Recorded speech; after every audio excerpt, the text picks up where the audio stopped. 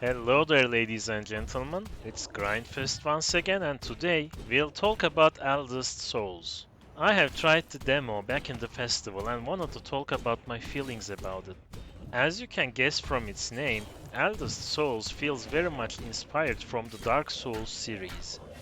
It features big boss battles with pixelated graphics. In fact, I fought nothing but bosses in the demo, which probably means that this could be a boss rush sort of game. Beating a boss means you move on to the next one without any small enemies. You fight with a big ass sword in your hand, you can dash to dodge, but you have 3 charges of it, so you can't spam it around. If you time it perfectly though, it doesn't spend a charge. Your main way of dealing damage in Eldest Souls is Bloodthirst, a powerful buff that increases your damage by a massive amount, and you restore health with every hit. There are no flasks or potions, and this is the only way for you to get your health back. You can also spend your Bloodthirst with an ability called Blood Burst to deal a big burst of damage and heal yourself. This is very useful if you feel like you have a very short window to attack the boss. As I've mentioned, the only way you can heal yourself is by attacking, and most bosses will kill you in 3 hits at most, so the game is quite unforgiving in that regard. However, there are no extra enemies to run through after you die, so you can just get back into action to keep improving. The game opens up after you beat the first boss because you can learn your first skill. There are 3 main skill trees. Wind Slide, which focuses on movement and creating damaging auras or projectiles. Berserk Slash, which focuses on increasing your overall damage output. And Counter, which focuses on defense and counter-attacking. I usually don't go for defensive trees, and I wanted to do something different this time. So I picked Counter and realized it's useless because the risk is just too big. You lose 2/3 of your life if you mistime your counter, since the bosses do so much damage, so the reward just doesn't feel worth it. Maybe there is a way to counter easier and I just couldn't figure it out.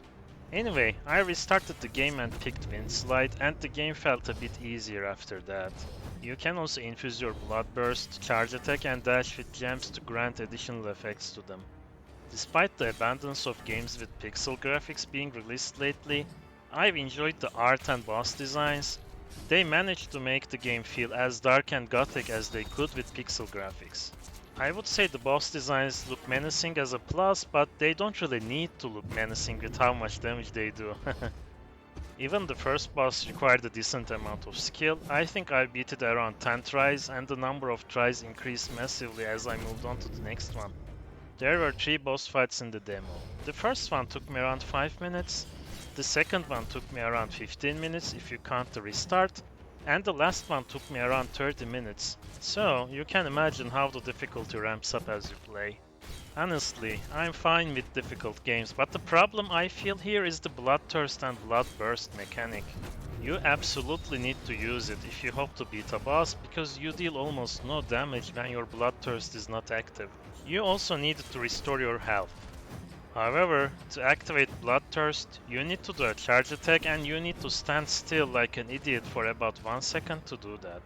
With how fast and frequent the bosses attack and how your Bloodthirst runs out so quick, half of the difficulty of this game comes from the need to stand still to get your buff. After you dodge an attack and find an opening, you can't straight up attack because it will deal very little damage. You have to charge your attack and hope the boss doesn't recover or reposition in that time. I've enjoyed just about everything about this game with the bosses and skill trees and such, but this kinda ruined it for me. I really hope they change it later on. In the last boss fight, you can clearly see how hard it is to manage Bloodthirst while dodging all that stuff in that fight. This feels like it can be a good game, but I can't recommend it over any other Souls-like game with the charging mechanic as it is, so keep an eye on that if you are planning to purchase this game. Overall, these are my first impressions of this game. If you enjoyed this video, please like and subscribe to my channel. Let me know in the comments if you want me to review a specific game. I'll see you guys in the next video. Peace!